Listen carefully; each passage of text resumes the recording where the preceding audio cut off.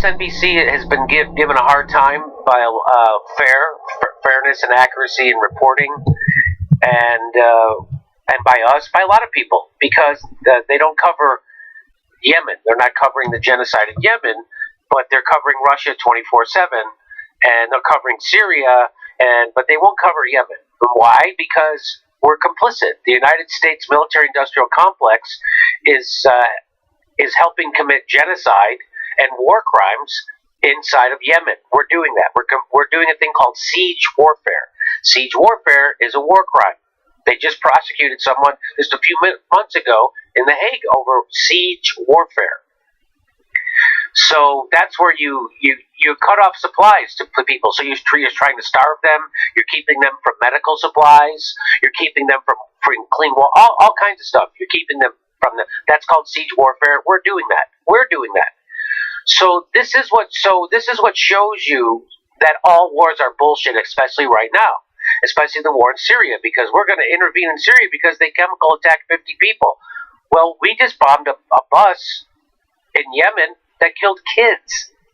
The original report was 29 kids. Now I think it's up to 58. Right? Did we get a final number on those kids? We checked the number on the kids. So here is the side news, the side story, or the story within the story. So I don't, I saw some pictures yesterday of them literally picking kids out of rubble. I accidentally saw it, like I accidentally see horrible videos, and it was in a Twitter feed underneath this thing, and I'm like, what does that look like? And then all of a sudden they just pulled this little baby out of this rubble, and I was just like, Jesus Christ. And so I'm not going to show. I just can't. I don't have the emotional resiliency to show that stuff, so I'm not going to show it. There's plenty of places you can see that stuff, but I will show the MSNBC. I will show Chris Hayes covered this yesterday.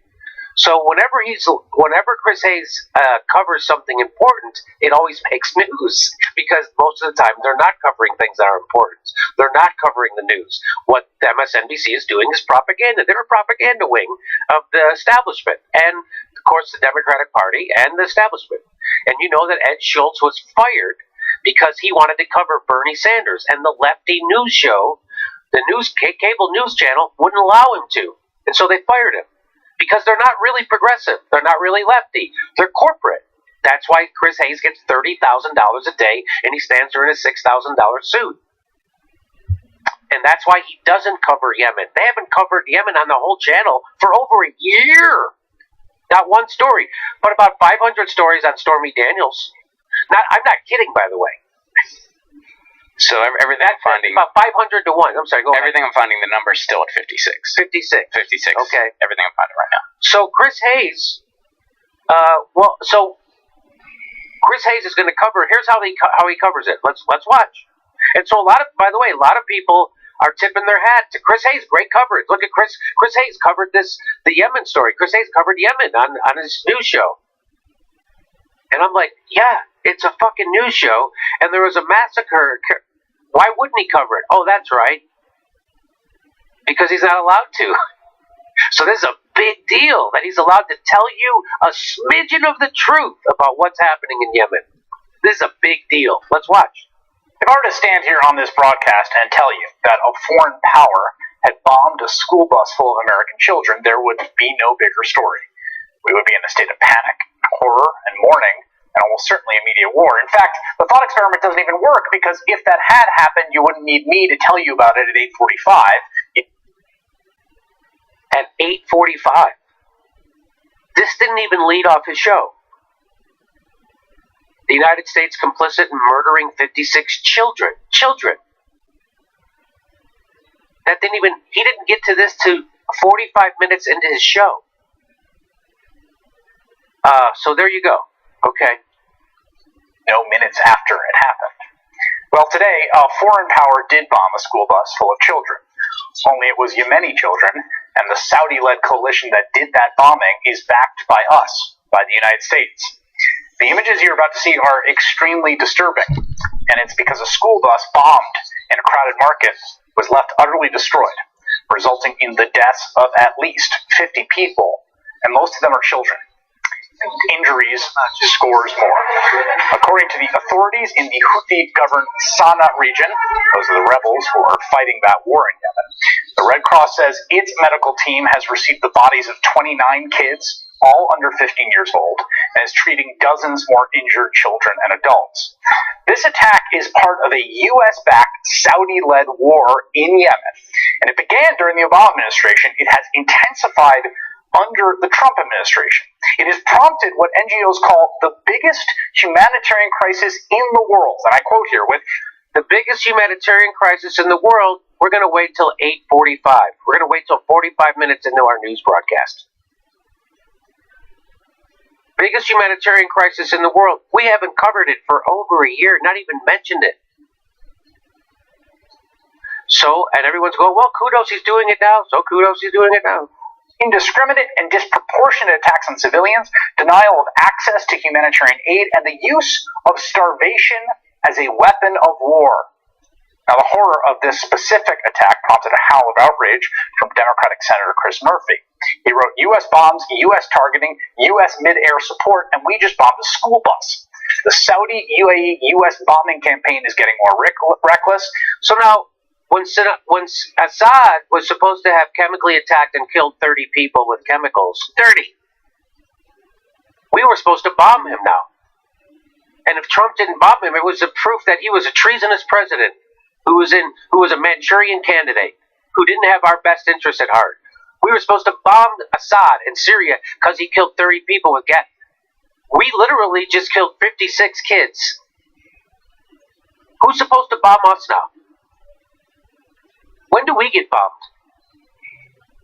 When does someone call us butchers? When are we called butchers? When does that happen? It never happens. Killing more civilians and strengthening terrorists inside Yemen, we need to end this now. He's right. Our government, our public dollars are paying to kill Yemeni children, and it's our government and our representatives that can stop it. Wow, look at that. He spent almost 2.5 minutes. Almost 2.5 whole minutes. And people are going nuts complimenting him for doing that. So, by the way, that's how you know the Syrian war is bullshit, because when they say we're doing it on humanitarian grounds, we don't give a fuck about dead people or dead babies or anybody. We're killing them on the regular. We're using starvation as a tactic of war. That's illegal. That's a war crime. We're war criminals. So you've just been lied to. So these people running around with their hair on fire about how Putin is a butcher, Putin is bad. Look what we're doing, and we've been doing. Bombing hospitals, bombing school buses, supporting Netanyahu as he picks off journalists and assassinates medics in broad daylight. And this happens, and hey, we'll wait till we're about 45 minutes in, and then Chris will speak in very dulcet tones. Did you notice he didn't get upset? He wasn't screaming. He wasn't mad. He didn't wag his finger at anybody. He had his hand on his heart. Still a patriot. I also noticed that his sleeves weren't rolled up.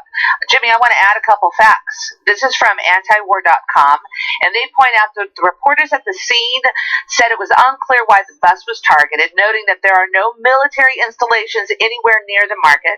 They added that this remote area of Sada province has few hospitals, and Saudi naval blockade has left them with no medicine, so the death toll is certain to rise. UNICEF released a statement and said, no excuses anymore. More innocent children's lives to stop the cruel war on children in Yemen. No more. So we just did in Yemen worse than Sandy Hook.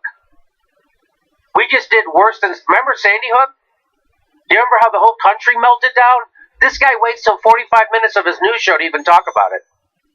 Something that's worse than Sandy Hook.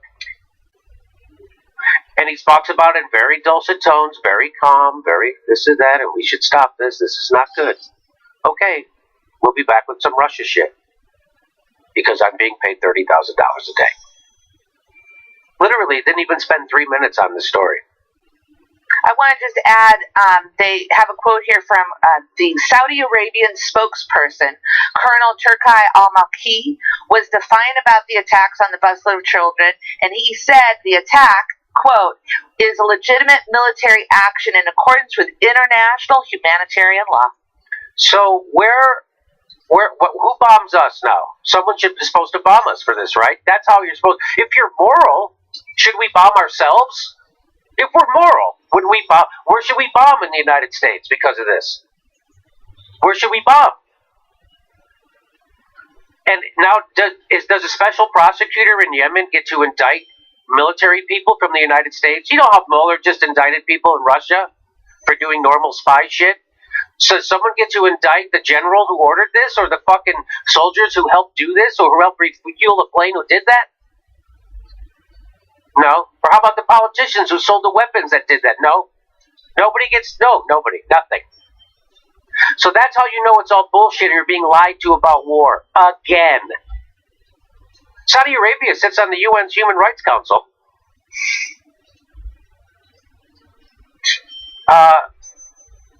And he's not screaming about it at all. He's telling you about it.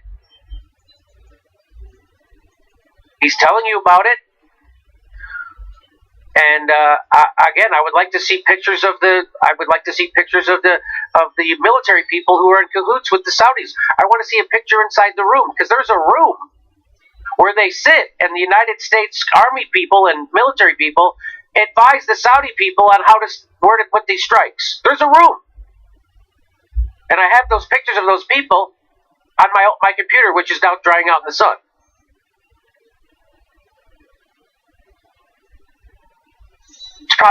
This is probably Jill Stein's fault. Oh, yeah. This is probably Jill Stein or Susan Sarandon's fault. Right, Chris? Mm-hmm. Or has this been our policy all along? Has this been the United States policy under Barack Obama, too? Now you know why people can't bring themselves to vote for corporatist warmongers? Because then you're complicit in this shit. And that's why I'll never give my vote to a corporatist warmonger. Ever. Because I'm not going to be complicit in this shit. I don't care how much Chris Hayes wags his finger at me after he just showed Trump's empty podium for an hour. He's responsible for this. He propped up Trump. He got Trump elected. He showed Trump's empty podium. He didn't cover Bernie Sanders. And he did it for money. So this is on him. Well, we also have, supposed intellectuals that compare driving in traffic to innocent casualties in bombings as just kind of the cost of doing business. And we celebrate those people. So of course people are complicit. So now you know why I won't vote for those people. So there you go. We covered it. It's way worse. It's heartbreaking. It's like, to me, I can barely look at it. I couldn't barely look at it when we were playing it. I can barely look at it. It's, and this is why I voted for Jill Stein. This is why I would not vote for someone who would do more of this. Because at some point, I just can't participate in it anymore. And this was happening under Barack Obama. This is being ramped up under Trump. It certainly would have been ramped up under Hillary Clinton. Thanks for watching. Please make sure you're subscribed. Even if you think you are, you're probably not. It only takes a second to check. And then you have to ring that bell so they send you a notification when we drop a new video. Otherwise, they won't tell you when we drop new videos. And if you like our show, please help support it. Become a patron. We give you hours of bonus material every week, and we give a live stream. We do a live stream every Saturday at 2 p.m. Pacific time when you can ask us questions and we answer them back. Thanks for your support.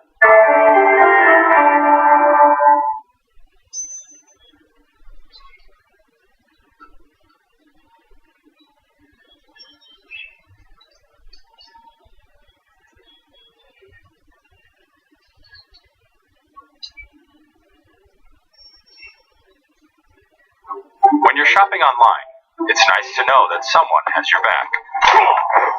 Honey is like your guardian angel that automatically finds the best promo codes, so you never overpay again. Honey works in seconds. Honey gives you the comfort of knowing you're always getting the best price. Oh, check this out. and works on over 30,000 sites. Do you have a code for that one? Of course I do. For free. Join the 10 million people that have already saved $800 million. And counting. Honey is the easiest way to save money while shopping online. But do you really have to go? Shh. I'll always be here. And honey will always be here.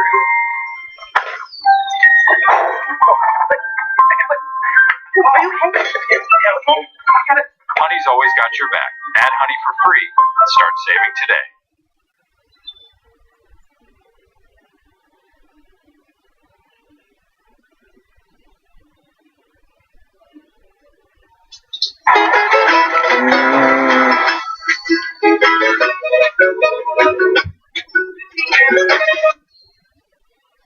Hi, everybody. Welcome to the Jimmy Dore Show. We have this